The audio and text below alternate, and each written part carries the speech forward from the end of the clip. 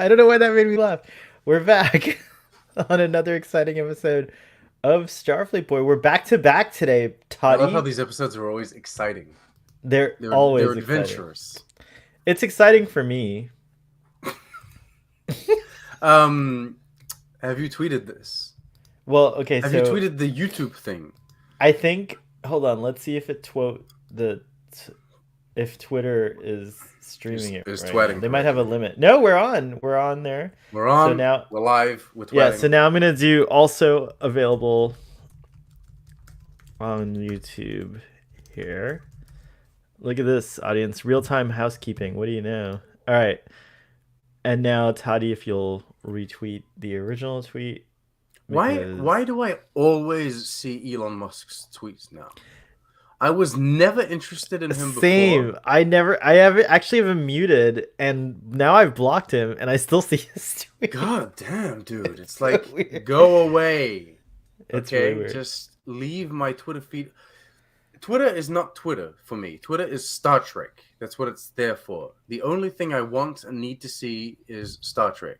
Okay? I don't need anyone else or anything else. So go away.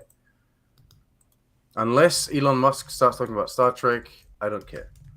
No, I don't want him to talk about Star Trek ever. Look, I put up a sign for this section. You gotta keep A going. sign. Rant The reaction. rant section. I have to keep on ranting.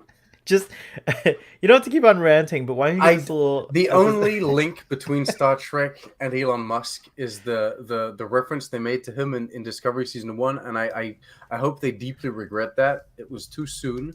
I remember specifically saying it was too soon. It's either in one of our discussions or one of my videos. I can't find the footage. Archive man, go find the footage. What is it? Starfleet 1? What's he called? Did I spell asylum wrong? Is it two S's, right? Like when you're requesting asylum? Uh, no. There's one S. Are you sure? Yeah, it's not the Asylum. Why didn't It's it correct me? Hold on. unless there's like different spellings, but the episode has only one. Oh, one S. Damn it. Damn it. Thank you, audience member who DM'd me. Oh my goodness. Let me fix it. I can fix it. Toddy, give us the episode summary while I fix the title The and episode everything. summary. Yeah. Okay, well, Of Asylum with one S. the episode summary is our prodigy kids finally make it to the Federation. Yeah, they make it to like a remote relay station, probably on the far outskirts of the edge of Federation territory, the edge of Federation space. And I guess they want to ask for asylum. That's the whole thing. Oh, Yep. no. The asylum asking is the bad guy, right? No. Well, no, maybe it's both. Maybe. I don't Oh know. crap! Anyway. I can only change it on YouTube, but it doesn't let me change it on anything else. You're gonna have to live with it. Oh, that's terrible. That's a terrible thing to live with. Hi, Cake is Eternal. Hi, folks. I just got home. Open Twitter, and there's a link. What's happening? I'm so confused. We're catching up. I haven't done these Star Trek discussions on my channel in a bit. So In a hot minute. in a hot minute, and so oh, that's the wrong banner. Hold on. It's so disorganized. It's terrible. This is the worst stream. So but we've it's also- decided to talk about episodes so we can catch up. Yeah, we did the Lower Decks finale a few minutes ago, and now we're doing the Prodigy return. I guess this is the Prodigy mid-season premiere. It's the mid-season comeback. Yeah, second half season. So this is part very two. straightforward. This is a very straightforward kind of like recap I can do here for this episode. Our heroes, our crew, find the first relay station, the first sign of Federation life. It's manned by a single Denobulan science officer. They go on. I think they ask for asylum, or they ask to be part of Starfleet. They have like a bit of a rapport going, but then they find out that like their ship, we knew that their ship was a weapon that was made to hack and destroy all Starfleet technology, but they discover this when their ship starts infecting the relay station. release station like destroys itself. They have to fly away. The guy ejects himself in like an escape pod and leaves. And so that's the A plot. The B plot is Janeway and her crew of awesome people. Finally, a crew with like a human, a Tellarite, and an Andorian. They are following the breadcrumbs and trying to find Chakotay, trying to find the Protostar, and they come across the like the slave planet from the beginning, and find our man. What's his name? The diviner, our The diviner. diviner. They Yeah, find the our diviner, and they and I guess he doesn't ask for asylum, but I guess it mirrors the kind of thing where he gets, saved by Janeway and company. I just want to end this whole stream and start it over because of the way I misspelled Really, Asylum. that Yeah. much? No, but it's okay. We'll live with it. It's fine. You're embarrassed. I'm embarrassed. Who spells it like that? Why did I spell it like that? Jesus. I think you get a Frickin- pass because it was not corrected. This is on the technology. They should have corrected you. I'm going to totally be irresponsible. Like, I'm not going to take responsibility. I think it's a good idea. I'm blaming the AI. Also, you wrote ass. There are worse words to write. It's true. Why didn't you say it like your accent normally? Os. Ass. Os. Yes. Ass. people are still liking the tweet, but I know anyone who's a writer is looking at this and being like, "What's up with Starfleet boy? Can't spell. He can't spell to save his life." Dreadful. I also keep freezing. I apologize. Yeah, I think we talked about this a little bit in our Lower Deck stream, but Prodigy is just so awesome. Like, as far as the show, I have high expectations for all Star Trek series, but I actually fell into that whole like kind of mindset of like, oh well, it's going to be primarily aimed at younger audiences, so it's probably going to be fun to watch, but it's probably not going to be, something that like is going to be as deep or whatever. Boy, was I wrong, and I'm glad I was wrong because I do think that kids are underestimated in terms of like what their capacity is for like understanding, concepts, and they should be exposed to interesting things, and like you shouldn't talk down to kids. Like, I'm a firm believer in that. Like, there shouldn't be like a baby language necessarily. I mean, like, it's fine to do cutesy stuff every once in a while, but I think it's important to also acclimate children to speaking like adults do or whatever, like just, stuff like that. And so Star Trek Prodigy is just, a show that I think when they say they're very insistent when they're trying to talk about it, especially Kate Mulgrew, how she's like very insistent that it's an all ages show. And I'm just going to go ahead and say that from now on, I'm considering it an all ages show because season 1 is just as compelling, as exciting, as fun as any other Star Trek series. So there's no difference in my mind. Yeah. So I'm very pleased with it. And this episode was no exception. It was a long wait. It felt like to get to season 1, part 2, but it was worth the wait, right? Like, I feel like it really, it did a good job. We got a major reveal. We found out what Murph is. He's a slime worm. He's a melanoid. A melanoid slime worm. I don't know what that is, but it's a muff. We find out that Dahl's origins are classified for some reason, and that he needs to be contacted through. They need to contact Starfleet about him. So, since we have the benefit of like, we're not just gonna say like, oh, we haven't seen the other episodes. We have seen the other episodes, so we do know. And spoilers for anyone who hasn't seen it, but we do know that the Dal is in fact a creation, like a genetic creation, I guess. Like would you call him a synthetic life form then, or no? What would he be? I think he's a genetically enhanced human. Yeah, an augment. That's right. More like that. But anyways, we also find out that he's got a link to Eric Soong that we learned about in Enterprise. So that's another thing. We still don't know what like Starfleet wants with him, because there's obviously like some kind of interest in him from Starfleet. So maybe that'll be something that I guess, I don't know, we'll find that out this season. But very compelling. But we get a little bit of that. But what did you think of this return to to Prodigy, and what did you think of their first meeting with the Federation? It was not what I expected in terms of like first meeting with the Federation, but like once you see it, it makes complete sense. And I think from a narrative perspective, it makes absolute sense to have them do this. Like they you had to have them meet with the Federation at some point, and you had to have kind of like an example of the damage that they can cause, so that your worries are legitimized, basically. And I think that the best way to do that was this. It's like a relay station that isn't. It's important, but it's not like a terrible thing that this relay station has been destroyed. The one guy that's on it, he's maybe not the most competent or the most appreciated of Starfleet officers, and he still lives. He gets away with his life there. Toddy So and like, I were watching this episode together just to kind of like review it, like kind of like refresh our memories. And I think we at the same time we were like, he's useless. I hate this character. like he's not the finest example of Starfleet officer What the that's out heck? there. You know what I What mean? is he doing? Like, Like he lists Dahl as like none of the above. I don't think that's an appropriate yeah. Starfleet science officer No, that was behavior. But Gwen, right? Didn't you? that was Gwyn. Oh, that Gwen. was Gwyn. Even Yeah. worse. He didn't want to do the paperwork. He was. Yeah, He I didn't mean, want come to do on, the come on.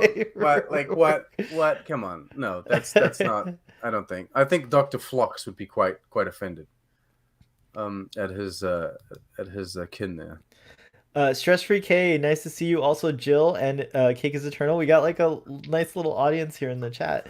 I'm not even convinced Dow is an augment. I think that genetics doc was super sus. Yes, the doctor in that episode was super sus. But for now, I think we just have to go with the idea that he is an augment. Well, yeah. Well, we're going based off what they said. For the So, yeah, moment, they said exactly. that. But yeah, if it's Arik Sung, so does this make Dahl like?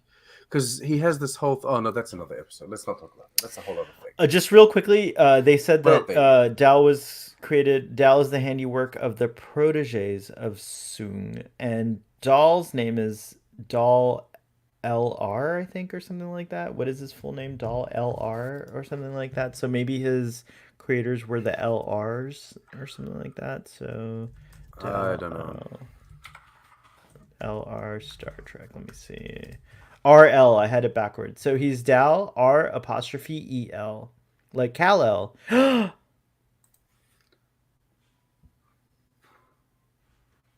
What? Dalrel. Dal RL. Cal? Dalrel. Oh, Dal. you're thinking of Superman? I'm just saying it could be an homage to Superman, but No, either I way, don't he's think an so. R. He's not a Kal El, but he's an I think that RL. Dahl is a reference to Data's daughter. Lol. Lol. But it couldn't. I don't know. That's very interesting. He's clearly like he's related to Data, basically. He's part of the Sung family, right? Yeah, there might be Soong stuff going on. Anyway, that's we're not there yet. Yeah, God we're damn not it. there yet. Yeah. Let's get back to this episode. We were talking about the Denoblian character. I wanted to bounce off what you said in the beginning because you had a very Oh, sure. interesting intro, and I wanna carry on with that. Let's do it. Let's do it. Yes, this is a show for all people. I think it was originally marketed maybe a little wrong, or maybe it was my understanding of how they marketed it that wasn't good. But like I really thought I was under the impression this was going to be like kids show, like it was going to be for kids that were very young, and that like it would be okay if parents watched along. But that's not true. It's TV. It's like 7 years, so it's not for kids under 7, like based on the TV ratings. I think that's true. Like my daughter's 4. She's not that interested in everything that happens. She likes it when they're on the bridge. There's the colors. She doesn't like the action too much. She kind of zones out. She prefers when the characters are talking. But I think she is a bit young for this. It's not the show's fault. I think she is a bit young. But I do think, yes, it's very adaptable for both the younger audiences, like the 8, 9, 10-year-olds, but also us as adults. I think we're very invested in this. And I think the show, generally speaking, is doing an amazing job at like both its serialized kind of overarching story, but also the individual plot lines that happen, like the individual episodes.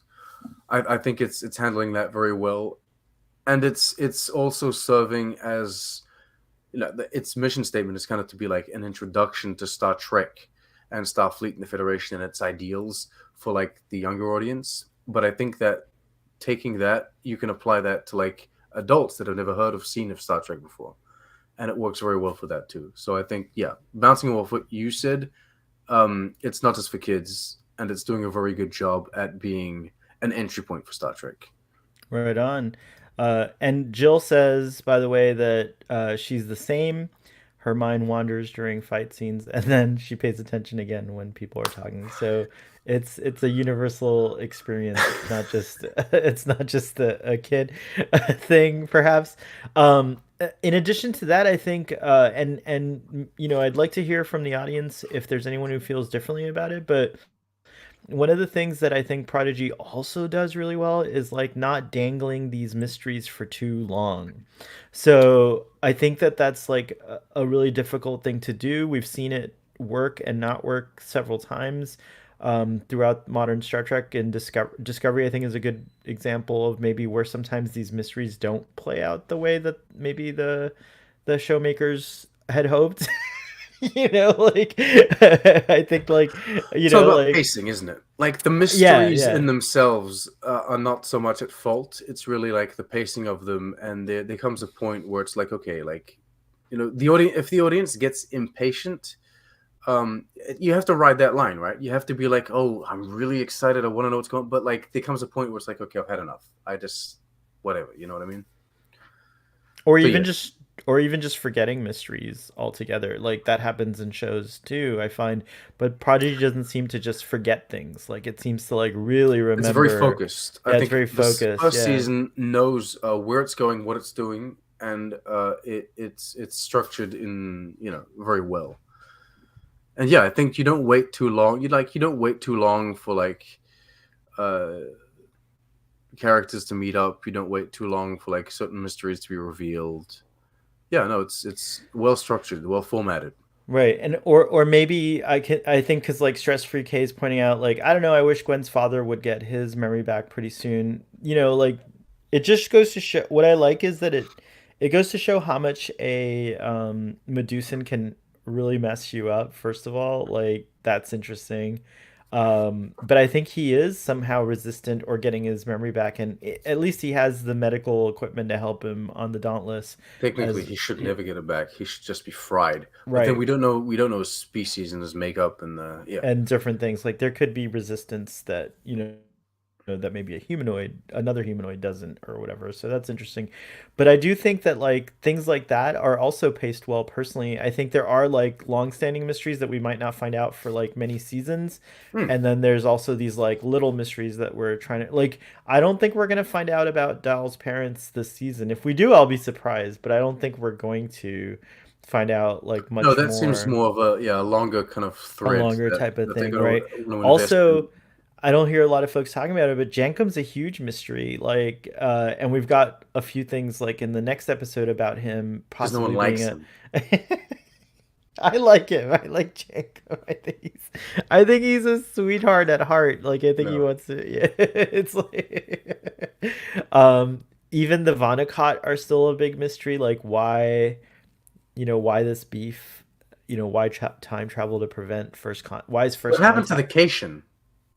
Vacation Kitty like was the hero of like the first half of the season, and like Yeah, they we're. they're back to they're on their way back to hopefully be reunited with their I wanted to parents. keep that cat around.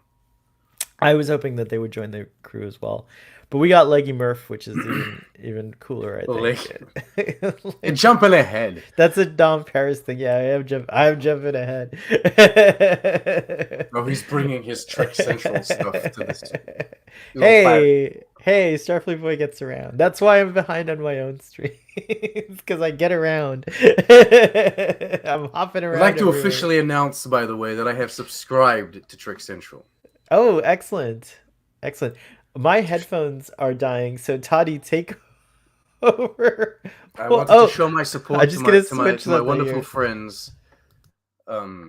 Yeah, I wanted to show my support to my wonderful friends that are now over on Trek Central. So I subscribed to the channel so that I could sometimes, leave a comment if you're streaming.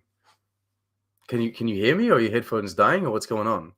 They're like cutting out, so I'm just gonna plug it'll be very quick. So tell folks what you thought of the relay station when you saw it, like, and seeing your first bit of Federation tech here on this show. No, I Not refuse. tech, but yeah. I won't Tell cover for your technical tell difficulties. tell them. No, Tell I them.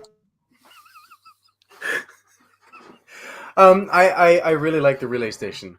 I recently looked up a few relay stations that we saw on TNG. They do give off that vibe.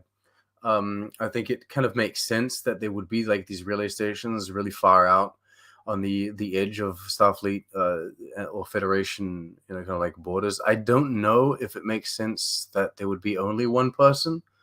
Like, I don't know what you guys think of it, but they only have one person manning this station. That feels a little weird to me.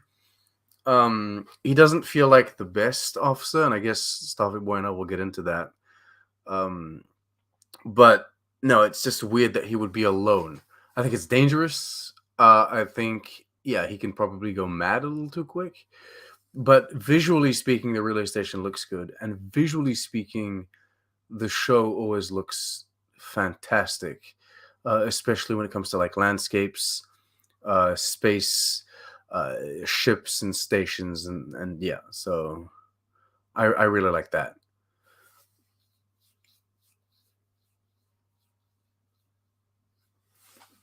What are you guys talking about? You guys are talking. You're doing a good job. Keep going. No, but I'm looking at these comments. I thought they were kind of talking about what I was doing, but they're not. They're talking about like Twitter, when Twitter's going down. Everyone come join us on Hive. I'm going to promote Hive for a second. Hive is what we're using, or a lot of people over on Trek Twitter have used to replace Twitter. We've gone to Hive. They don't have a desktop thing yet. It's just an app, and the app is really janky, and it's kind of slow, and it takes forever to load, and it has a lot of problems, but it seems like there's a big update coming really soon that'll update a lot of things, both on the App Store, on the iOS, and on Android, and they have a desktop version coming. And once all that's kind of like fixed up, hopefully Hive will be a good place for Star Trek fans. Also, something that's really cool, you can actually save hashtags on Hive. And I know this is becoming like a Hive sponsorship thing, but I'm just saying that the concept of saving hashtags is really fun, because when you go onto your like Discover page, your like Explore page, if you've saved hashtag Star Trek, hashtag Star Trek Prodigy, that kind of stuff, TNG, whatever it is, Trekkies, you can get a lot of kind of like posts that relate specifically to those hashtags, if those hashtags have been used in the posts. And I think that's really cool, because you can then see Star Trek things or things of your interest from people that you don't necessarily follow. That's my little hype for Hive. Apparently there's only like two devs working on this thing at the moment, so they must be like panicking. Yeah, well, it does. There are like a lot of slownesses and stuff like that. But oh yeah, good job covering. It's absolutely not 100% working at the moment. Like it's janked up, really. Oh wow, Cake is Eternal told a bunch of folks to come and hang out at the stream, and so now we have Joel here as well. So welcome, Joel, and also, we have a intruder alert. Red alert! Intruder Alarm. alert! Alarm! Alarm! They've been deleted. I don't know if it worked. Hold on, they've been dealt with. I actually blocked them, so hopefully they'll go away. There we go. All right, so yeah, you told us what you thought about the relay station, and yay, Geek Filter just popping in before work to say howdy. Hi, Geek Filter. Hi, Aaron. Nice to see you. Oh my gosh, it's it feels like a nice Tuesday afternoon here in Star Trek streaming land. So I like the relay station visuals. Yes, I think it was nice. I like the inside. I like the outside. We have to talk about the dude, homeboy. Yeah, like this guy, the man, Mr. Denopulin. What Denopulin?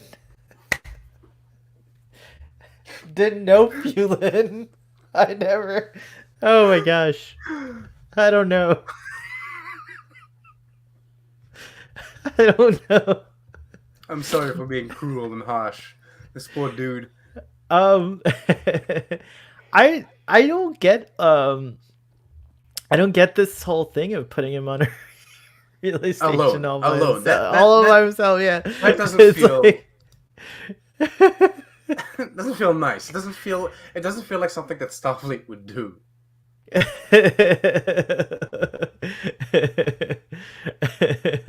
it doesn't feel like it. Jill says trying to talk about an episode from 5 weeks ago is kind of hopeful. And there we have it. Still no one will be as bad as Edward. So that's what we were going to get into while we were doing our little refresh the memory kind of watch. Yeah, watch Stuffy Boy along. and I, We actually brought up we Edward. we Yeah, brought up Edward and we said, look, this guy. So you said this is Edward done right, or done better. done better, and I agree. Like with I that. thought Edward was too much of a caricature of Yes, he was very like parody. Well, he was too exaggerated a version of of a Barkley, right? What they were trying to do is kind of like a I Barkley, don't but think like Edward was like a Barkley. He was more like a annoying fan who goes online and doesn't listen but criticizes everyone. okay, well no, Edward is he's the Starbase 80. Kind of, yeah. He's Kind of definitely dude, right? headed for He's But like no, headed for Starbase he 80 was too ish. much. He was too much. It wasn't delicate enough, I guess. Like you understand what they're trying to accomplish with the character, but it wasn't delicate enough. This was better handled. This was like, yeah, this guy's the Edward, um, but What they better done. share for me is they both have a kind of resentment or bitterness because their ideas keep getting passed up or whatever like the case may be. But I just Mm, like the way that this character kind of like, yeah, I still didn't like maybe necessarily like vibe with this character, but I just didn't feel like he was out of place in Starfleet. Like I didn't feel it. And then also in The Trouble with Edward, I feel like that captain was a little out of place in Starfleet. I don't know what our man Christopher Pike was thinking when he promoted her when he endorsed because her. yeah, What because are you she doing, could, man? I think she No, yeah. also is, I think Edward and she both handled the situation badly. I don't think she Yeah, was I handling Edward remember well, and detesting that yeah, episode and everyone in it. it was just that yeah. Anyways, but anyways, this guy's all by himself, which did seem odd to me that Starfleet would put you on a starbase Well, all by yourself. I can I empathize, right? Like, you feel bad for the guy basically. It's like he may not seem like the, I guess, cleanest of officers there, but in every Oh yeah, sense he's of the kind term, because he's dirty and shit. But like, of. but no, you kind of feel for the guy. It's like, why did they leave him alone on his thing? You know what I mean? Especially Phlox, I feel like is a lot more congenial. Oh, Aaron's around. That's so cool. Hey, Aaron, nice to see you. The other Aaron. We have two Aarons. We have both. Aarons. It's I Aaron didn't mean to call. Square. I didn't mean. Yeah, Aaron squared. In my mind, Starfleet is spread very thin, and they meant to send reinforcements, but due to the bureaucratic error, it hadn't arrived right away. Dr. McCoy does warn us about the bureaucratic mentality. I mean, it does make sense. It's true, very true. It makes sense. It makes sense also that like sometimes replacements are supposed to come, like they would do the old switcheroo. Someone else would come and replace the guy, but it's like they got to get around to it, right? Yeah, it's true. I guess that's true. And maybe he's maybe he's not uh, pressing for his own case enough. He's grumbling to himself, but maybe he's not like quite, like Also, I think that if you're a kind person that everyone thinks about a lot, maybe people would be like, "Oh, I miss him." Maybe no one misses this guy. well, he certainly doesn't pay attention, right? Like the crew, there's a lot of opportunities that he missed. Like the crew of the Prodigy tell him like we're not really Starfleet. He doesn't really give him a chance to like, I don't know. Well, yeah, he doesn't do all of the Starfleet what the professional, very perfectionist Starfleet officers would do. He doesn't do that. Like he runs away. You know what I mean? He doesn't look into who they are really. You know what I mean? He's not. He's Yeah. not. But as I guess utopic, as perfect as you want this future to be, there are going to be people of all kinds, and in Yeah, Starfleet in and the that's future. So not everyone's going to be as flawless as you know. oh, I love this. It's definitely an office space red stapler situation. Okay, that puts things into context a little bit better. I love the red stapler guy. By the way, we have Sam from Trek Yards in the audience as well. Nice to see you, Sam. And I just want to take a minute to promote something that Sam's. Let me see if I can find the tweet so I can retweet it. But Sam and a group of Trekkies are How is working. 12? How is like lunchtime on a Tuesday the appropriate moment to stream? What do you mean? What do you mean? I don't know. Usually we stream in the afternoon. You're streaming in the middle of the day, some random weekday, and everyone's turning up. Everyone's turning up. It's wonderful. Where is that tweet? Anyways, Sam, if you could share in the chat here, I'm going to try to share the link. There's a fundraiser that Sam is doing to help raise funds to continue fan film efforts that he and a bunch of other Trekkies are working on. Here we go. Trek Shorts by fans for fans. It's an Indiegogo campaign. And that's cool. That's right. Aaron's on the West Coast. Both Aarons are, so they're having their morning coffee. So I'm glad we're able to entertain you. We're all trying to avoid different things. We're all procrastinating. Wow. Trek on the Tube. You're such a you're gonna be that kind of parent. You're always gonna think that your kids are doing something they're not supposed to be doing. What if that is untrue? Although I will say with experience that if daughter on the tube goes to a different room and you can't hear anything, assume the worst. Like if you can hear what she's doing, okay, she's playing with the toys, whatever. But if she just runs off, it's like, nah.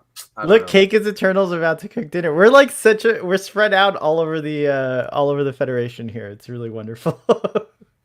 All right, so what did you think of so we get like the little moment with Janeway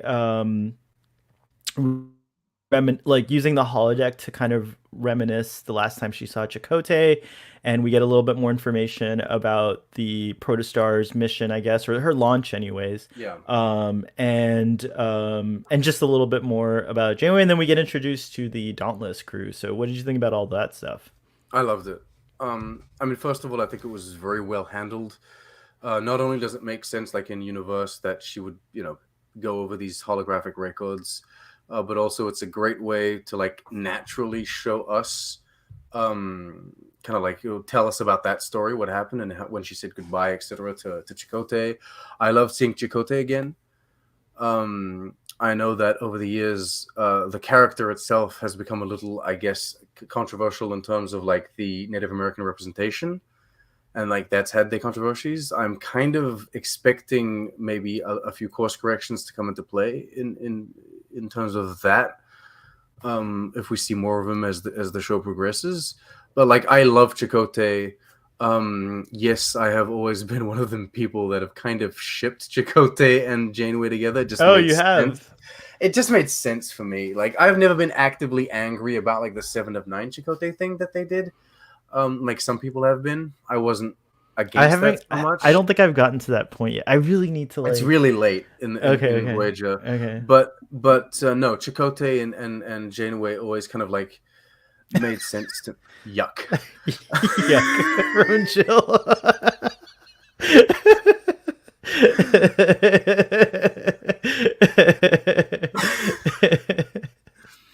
But no, I think that Chakotay Janeway is like, I've always liked their relationship, and even if it's not romantic, I think that they have like a closeness that you can definitely feel in that particular scene. And then we transition into like the Dauntless and the Tellarite and the Andorian and the Trill, which at this point we can talk about that later. Yeah. But by the way, spoilers for all 5 episodes of part 2, but we'll try. We're focusing on Asylum, so yeah. We got all of these different species, and we got like these founding members, and it's great to see some love for these founding members. The voice acting is great. Yeah, I'll say one thing about the designs. I find that the designs that they went for like, you mean the character? Okay, yeah, got the it. Character designs. The designs that they went for our heroes, um, all feel a little more like exaggerated or a little more over the top than all of the other design, like the Chakotay and the Janeway and like the Tellarite, and I think that shows the most with like the Tellarite Doctor and Jankum. You know what I mean? There's like I'm not going to say a disconnect, but there's clearly like a visual difference, I think, between both of them. And I can't quite wrap my head around why that exists for the moment. But other than that, I mean, yeah, I loved seeing you think Jankum's difference in appearance is way too dramatic from like what you've seen of Tellarites? Because Tellarites, I feel like we've had so many. Like, did you see that one? Tellarites are very varied now. Yeah, like they are in probably Picard, the most varied of species that exist. Yeah. Yes, I agree with that. We had that crazy one in Picard, right? Oh, like yeah. the Tellarite camera operator, or whatever he was. Like, yeah, it's like in the news sequence. So yeah. But like, and again, we're not going to jump too far ahead, but they do mention like there's another. It's mentioned that Jankum is like a runt, and so I think that he's going to be part of maybe a subspecies or some sort of like he's a variant on the species that that we haven't necessarily like encompassed yet or seen yet.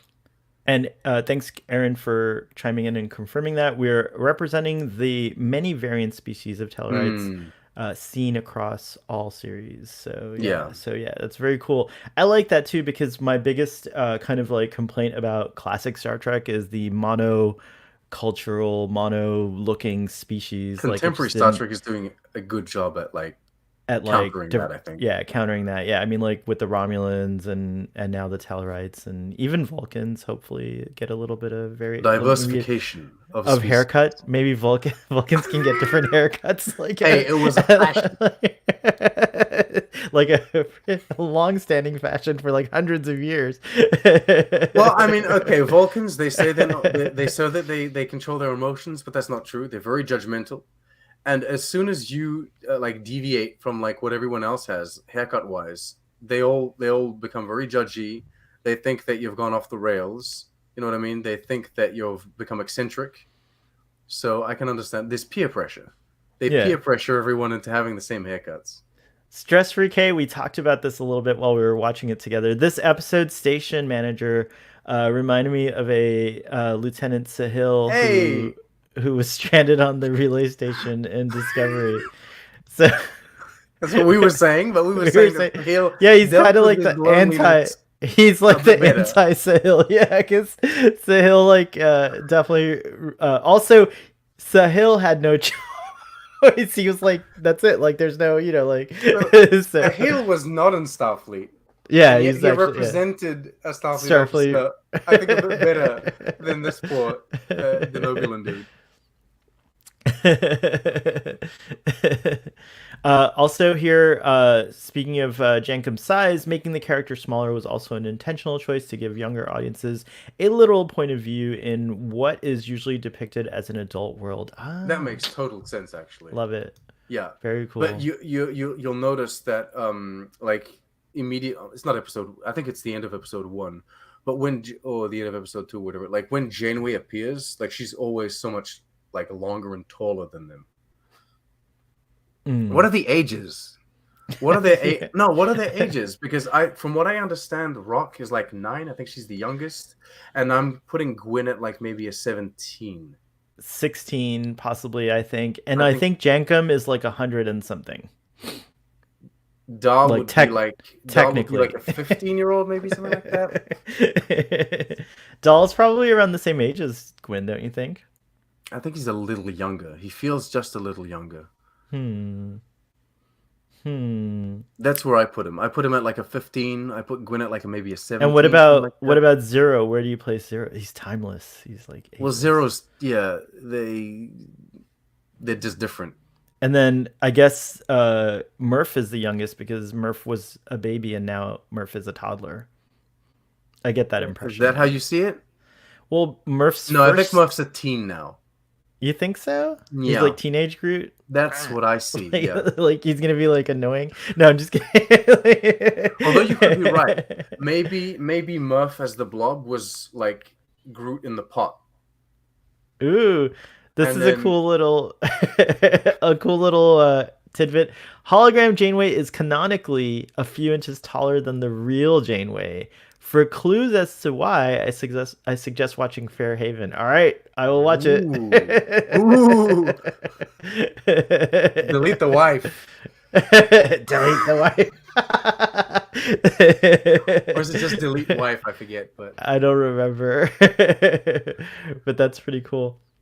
Going back to the Dauntless for a second, put yourself back at this point. What what did you think of that crew before we started to get to know them a little bit better?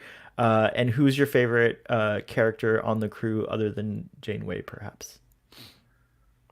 they're a very no nonsense crew. That's like the vibe I get from them.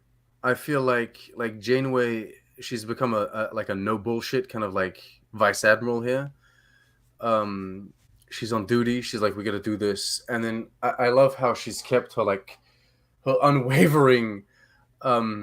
We do things by the Starfleet way, right? Like that's how she just does things the way that Starfleet does things. There's this episode in Voyager where they get trapped in like this pocket of like space where everyone's fighting each other and no one can get out. And like she literally recreates a miniature Federation and Starfleet inside that pocket. She's like, no, we won't fight you, we won't kill you, but we're gonna find a way out. If you want to be part of this, you have to give us something in exchange, and we all protect each other. We're all part of our family. And it's like, so she recreates like a Starfleet inside of like this anomaly, and I feel like she's kept that, and her crew represent that quite a lot. I feel like they're all very experienced officers. They're, I'm not gonna say veterans, but almost they feel that way. And yeah, I just like them. And my favorite, apart from I don't know. I like the Andorian first officer. I like I the think he's Andorian cool. first officer. He reminds me of the Andorian first officer that replaces Spock in yesteryear. When Spock comes back Oh yeah, yeah, yeah. in the animated series, Oh he reminds me of yeah. him. Right. Um, Nice. Nice. That's right. I but forgot about also I that. like the Tellarite, and I know that people are tweeting about him being just like he's a dick, but it's like I don't think so. I think he's very Tellarite. I like it. I like And it too. then Star Trek Unity, my show pitch that never existed. I had a Tellarite doctor, and so I think a Tellarite doctor is the best idea. Of course, my Tellarite doctor would have been played by Martin Freeman. I think he would have handled that so well. Oh, Martin Freeman as a Telluride doctor might be an interesting thing. But no, I like this guy. Chris, if you're still watching on Twitter, the streaming service that I use does not have a link to Hive yet. I didn't know you could even stream on Hive. But yeah, we're doing an experimental thing. We're also streaming on Twitter. So if Oh, you're you're getting on comments on the Twitter, Twitter. yeah, yeah, it's pretty cool. Wow. So thanks, Chris, for commenting on the Twitter. And I'm sorry, I know a lot of people are not happy with Twitter right now, but we're still there. So, well, until it implodes, we'll keep that there. Erin also is cluing us in. She also believes Chakotay is kidnapped, or Mm, worse. That's yeah. true. Yeah. And the only clue, that's what I've been saying. Like a lot of people who are like, Janeway's not acting like herself. Well, she's like kind of on the time crunch She's there. distressed. Yeah. Yeah. And the only clues as to what happened lie with the Protostar, which, as far as she knows, is being used as a weapon and worshipped by imposters. It's true. So we're at least getting a taste of Equinox Janeway, at least until she learns more, which I think is going to be happening Yeah. because she's already impressed with them. She's like, who are these kids? I love that line, by the way. Who the heck are these kids? Or who are these That's in a kids? lot like Like, the latest episode. what's that? That's in like the latest episode. Yeah, I know, but I was just saying I love that. Like that was like a great scene. Like she's really impressed, and I like that she was impressed. We're gonna talk a little bits about the whole thing. We can't ignore the episodes that come after. By the way, just Because in you're case you're late. like, what's Boo. going on here? 4 weeks later, Starfleet Boy is streaming about this. It's because I fell behind on my own streams, but I've been current on Twitter Spaces as well as on Trek Central stream, and also I appeared on Father's stream on Text Trek a couple times for these discussions. So it's not like I haven't been talking about it, but it's nice to talk about it with you, Toddy. Hey. So Uh, Going back to so I guess we talked about almost everything. What's left? Oh yeah, the actual living construct itself. What do you think of how this thing acts and behaves, and where do you predict we're going with the living construct concept? And you got So Aaron it's here called the listening to you, living. I think it's so yeah. don't just say like whatever garbage comes in your head. You got to think Oh of it. my No, I'm just goodness, I kidding. gotta really I'm think about just it. I don't feel like it's an kidding. AI thing. Just to be clear, like maybe I'm wrong. I don't feel like. I think it's just a weapon type thing. It's just like a really advanced one.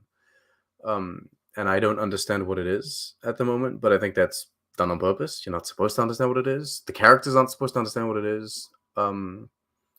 And yeah, and like I think one of the biggest mysteries of the show is like figuring out like how they're gonna fix this, how they're gonna manage to like deal with it. Um, I'm intrigued. I like it. I like the Yeah, idea. totally. Um, yeah, I agree. Real quick, I just want to address Jill. I think Admiral Janeway will come through, but also we have Hollow Janeway, and like we'll talk about it more in detail when I get to that episode, which I've already talked about it a lot. So I'll just mention it to you, Toddy, which is that moment when Doll hugs Hollow Janeway in this episode was really sweet, but it also adds to the moment later when Doll meets the real Janeway, and it's all just like so like it's kind of an interesting play on the kind of idea of like we see a character on TV and then we think the actor is that the character, like, you know Yeah, what I mean? Like we start to associate all the things that we love about that character with the performer, and it's not necessarily, I mean, not in a bad way, but it's not necessarily always true. Like the first time I saw Harrison Ford in an sometimes interview, it can be in a bad way. Hey, look, like the first time I saw Harrison Ford in an interview, I was like a little kid, and he has such a dry humor, like dry sense of humor, and like a very like kind of like different approach from like indie and Han Solo, that I was like genuinely shook. I was like, oh, oh really? like, yeah, it's like I I got remember that being like, recently. I got that recently from John Burtnell. I think that's how you pronounce his name. So, the Punisher, the guy who plays the Punisher. Um, he plays Shane in The Walking Dead, and he plays the Punisher. And both characters are very like kind of like stoic, and they speak softly, and they're very cold. And then you see like this interview with the guy, and he's like cheerful and happy, and he talks so much. I'm like, oh my god, like the difference between like the characters that he plays and who he is. On that Also, if note, you I on think that note, that also, if you have a chance, listen to the Star Trek 4 commentary. Leonard Nimoy is nothing like Spock. I mean, like, I already knew that, but, like, when you mm, hear his oh commentary, you're yeah, like, oh my god, this man is, like, a great actor. Like, he's been playing Spock, but he's, like, nothing like him. So, yeah, no, but I thought that was interesting because, these kids are getting used to Hollow Janeway, and in many ways, she's, like, not too different. Like, I mean, the core of Janeway is there. But I wonder if Hollow but Janeway is going to remind Vice Admiral Janeway of maybe some qualities that she's had to kind of like not highlight in herself as much after becoming an admiral, because there's so much, it's such a different job than being a captain. mm, You know what I mean? And like I get the impression that like, also as Aaron reminded us, like the fact that she's in this crisis mode of like this kind of like, this like very focused mode of trying to find Chakotay. We're not seeing like what I guess we can call it the full Janeway. Like we're seeing a very like one aspect of Janeway, which is like, nothing can stop her when she's on a mission. Very similar to Jean-Luc, how he's like, when I'm on mission. Who says that? I think it was like Riker or someone, like when, or he says it. He says it to Jean-Luc says it to Soji at the dinner table. He's like, no one's gonna stop me once I have like a mission. You know what I mean? And I feel like I equate that Janeway. that's how I Janeway feel like is. Janeway's closer to Cisco, to be honest, I think in the she's way. closer to Kirk. If you're gonna compare Janeway to a character, I No, think I she's a think lot like Star Kirk. Trek Voyager is closer to the original series, But but I don't you don't think think like Janeway's Janeway closer has to a little Kirk. bit of that Kirk kind of No, like if anything, she has quality? more Archer than Kirk. Well, But she's Archer, she's he plays fast and loose with the rules, but then this thinking is an they don't interesting exist yet. This is the an rules. interesting Just conversation. I didn't making them. expect us to not have different such different. She's a little bit of everyone. No, she's Janeway. Okay, she's just Janeway. Everyone else is a little bit of She's the her. best captain. It's not I her mean, because actually, Toddy does believe that he's not being he's not joking. She's your favorite captain, right, she Janeway? is my favorite captain. She's your hero. Now Yeah. she's vice admiral, but she's my favorite captain. I was gonna say, in respect to what you were saying, like before, like how but I think that Holo Janeway and Captain Janeway are two very different characters, and I think the show has like really done a good job at showing that in like so few episodes so far that you really have like a sense of identity, of different identity in both. But like you said, they have the same traits, the same core. Like inside, they're kind of like I don't know, they've grown off the same character, right? But they're different. I don't know, it's well Right. handled. What was I gonna say? Oh, we had a comment here. Do we know about the living construct yet in the episode They Asylum? reveal Yeah, so they show the like when the I it's forget visually when on screen. Like it's yeah, it's on when screen for the Gwen first time, I think. when Gwen gets her memory back finally at the end, we hear we hear the diviner's words about what the living construct will do, and then true to form, it totally wreaks havoc on the station. I'm very curious about the living construct. First of all, I like the design of it. Oh, my cat's trying to let himself out. Hey, kitty. I'll let you out in just a second. Does the show take place in 2383 or 2384? Do you know this? Because on my timeline here, I put it down as 2383. But That's like Starfleet Boy's worst area. yeah, Is but then the Yerk over on Hive told me I think it was I don't know. It's like 6 years star date. Hold on, let me see. Google says 2023, 2022. No, it's not. Let's try No, you're wrong, Google. Universe date. It's not that Or important. It's just that, as people know, I put out the timeline every year, and it's come time to like kind of update it. We don't have that much to update. 2383. 2383. Hmm. Okay. And the showrunners, I think it was Aaron who said this, said that we might kind of have some overlap with the events of Mars, the First Contact Day Mars events. I wonder if my cat can actually open the door. All right, Toddy, take over for a second while I let my poor cat Again? out. Oh my Yes, goodness. you got to take over. I'll be right back. Oh my goodness. I don't even know what to talk about. What are we talking about? God damn it. I don't know if we yet know from what time the Diviner comes back. Has this been revealed or did I forget about it? But I need to know these things in order to fully do this timeline thing correctly. So 2383 or 2384, and when does the Diviner come from? What time? Do you know? Right. Do you know which year he comes from? I don't think we've found that out yet. But look, here's my cat who wants to say hi real quick. I'm gonna be waiting till the end of like the season before like updating the timeline in case anything kind of like huge happens or whatever. Yeah, you like, should. I think you know should if there'll wait. be like a big time changing thing, but I'll wait just in case. So yeah, this so we have an interesting conundrum at the end of this episode, which again we're 5 episodes into part 2 of the season, so we know a lot more that happens. But I loved going back in time to when this came out. I was on the edge of my seat at the end. I was like, what's gonna happen? Like, are they gonna abandon the ship? Like, how are they gonna get rid of this? Like, we're still trying to figure out what they're gonna do with the living construct. That being said, Toddy, to end the stream, I actually thought they would abandon the ship. I thought like the plan was just they crash the tried. ship They somewhere tried. and go get Yeah. another one. Yeah, that's what they tried to do. They were gonna get on the erstwhile We Okana haven't ship. seen that yet. They did try, Spoilers. but spoilers. but yeah, I remember just being like on the edge of my seat and very excited. So good job, Star Trek Prodigy, bringing us back into the fold here after a long hiatus or a long break in between season one, part one, and part two.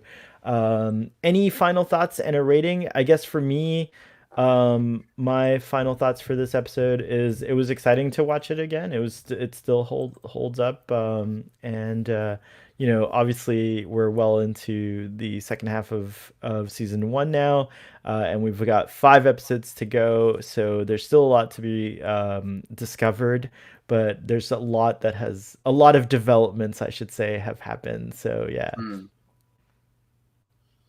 I give it a 10. Your turn. And now I Always look give. mean because you give things tens and I don't. That's the reason I do it. I just want you to look. I want you to look like you're a mean person. Like I want people to think you're mean. Dear God. I give this a 7. I give this a 7. It's a very solid episode. It advances kind of like both plot lines well enough. I think it's visually interesting. We have good guest actors. But then like there's no huge like sci-fi concept that I've never seen before. You know what I mean? Like yeah, but it's good. It's solid. So 7. That's what I give it. Awesome. How'd Seven's you pretty feel about solid. that? Yeah. Is that okay? Are you gonna have to Yeah. like override my rating? I mean, honestly, like I do think you should have given it an 8, but that's okay. The season, like that's okay. We'll see. But hey, these I'm ratings, never they're good not. enough for you. Jill says, I would rewatch the episode before the chats if I had a little notice. I know. I'm sorry. I'm going to be caught up. And by the way, since you guys are all here, a little housekeeping. If you guys will stick around a little longer. So, what we're going to do is Starfleet Boy kind of fell behind. And that's why we're doing these like catch up episodes. I would just do like a lump and do all of them at once. But like my OCD. Like makes me want to. I've always done them episode by episode, so like thank you Toddy and everyone for indulging that. But what we're gonna be doing is um Saturdays we've been doing the animated series, and so we're gonna put a pause on that and then continue. We're gonna keep doing those season three. I mean, sorry, those 3 p.m. Saturday time slots, but we're just gonna pop in new Star Trek. So for the next 5 episodes of Prodigy, we'll be reviewing them and talking about them, having casual informal discussions on Saturdays at 3 p.m. And then when that's finished, we'll go back to the animated series, and then Picard will pop into that Saturday slot. But I mean, there's a lot of conversation about Star Trek going on. Of course, there's like the big channels like Jesse Gender and Trek Central, but also you can check out Trek on the Tube over here, my guy over here who does his reviews and stuff like that. Like it's like whatever that means. I love your hand gestures, and of course we do a Twitter Spaces thing and stuff like that. And so yeah, you have a lot of opportunities, but my YouTube is the thing that I've been doing the longest, so I didn't want to neglect it too much. So we're getting caught up. So for the for this catch up, Jill, I'll try to give you some notice, but this was totally impromptu. Toddy and I just hopped on and decided to do it. So that's how it happens. So yeah, I apologize. The for man that. was free. We took advantage of it. Yes, so we're not doing Mud's episode this week. I apologize, Jill. Maybe we'll do a special one. I don't know. We'll see. I'm crushed. Well, maybe you could do this week. You could carry on and do your Mud episode, and then you could start like the Prodigy catch up the week after. No, because then I'll She's be crushed. behind. She's I'll crushed. be behind. I know. You're crushing her. How dare you? Wow. Okay, so we'll. If this show is not for your audience, then who is it for? It's true, Jill. I'll send you a message. Hopefully, we'll be less crushed. We can have discussions, just you and me. We can chat about it. There you go. We'll figure it out. Anyways, thank you, Toddy. What have you got going on? What have you got? You're crushed too, I guess. You don't even watch my task review discussions, so whatever. Whatever. What have you got going on that you want to promote and let folks know about over on Trek on the Tube? Well, in terms of streams, I was supposed to start streaming like on a regular basis as often as possible on Tuesdays, and that still holds. I will try and do that. I won't stream this afternoon because we've done 2 streams back to back this morning, so I think that counts, right? But eventually, I'll get into streaming a little more. It's just that the holiday season is upon us. December is always hectic in terms of work. I have changed industry. I'm no longer a pastry chef, but it's still a big time in the food industry. So yeah, I won't be able to stream as much, but eventually I'll get back to doing that. And then yeah, Lower Decks review coming sometime soon, and then the Prodigy review will be coming sometime after that. Yeah, 5 weeks, in about 4 or 5 weeks, so it's pretty exciting. All right, folks, there's a new episode of Star Trek Prodigy airing this Thursday. I'm so excited to find out what happens. And until next time, live long and Also, 12 prosper. Monkeys. We should be doing 12 Monkeys eventually, right? Yeah, we're definitely gonna do 12 Monkeys. I mean, I have I can't. purposefully slowed down my watching. No, finish season 1. No, season 1 is finished. But Oh, I've okay, okay. slowed down the other seasons so that I can watch them closer to the moments where we're going to be doing the discussions. Does that make sense? Because Yes, you're going to rewatch them. yes, I'm not going to rewatch them, but I'm going to watch them closer to like when we're going to do the discussions. So like we're ready. We can do season 1. yes. We're going to do them in smaller chunks, like 5, 5, 3. Right. Is that That's how we're doing it. No, exactly. That's so? exactly what we're doing. When is this happening?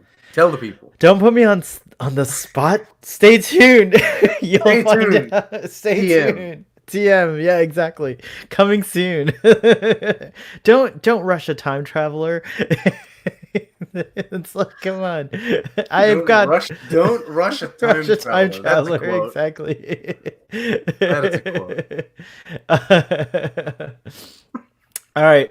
Goodbye, impromptu chat people, as Joel says. Thanks for everyone who stopped by. Live long and prosper.